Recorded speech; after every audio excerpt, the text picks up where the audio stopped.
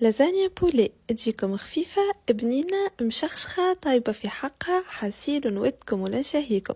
يلا ما نطولش عليكم، نتعداو لتحضير الصوص الحمراء. نبداو اول حاجة نحطو الزيت، بصلة مفرومة، شوية سكالوب مفروم، نفوحو ملح وفلفل اكحل، نخليوها تتقلى على النار. من بعد نضيفو مغرفة كبيرة تومات كونسونطري، نقليوها ونفوحو ثوم، فلفل احمر، وريقات بازيليك، نمرقوها بالماء ونخليوها تطيب.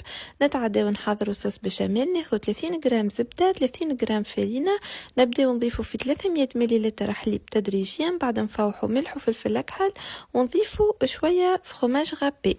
نتعداو للمونتاج، نحطوا في قاع المول نتاعنا صوص بشاميل، لازانيا، صوص روج، شويه صوص بشاميل، فرماج، ونكملوا بنفس الطريقه.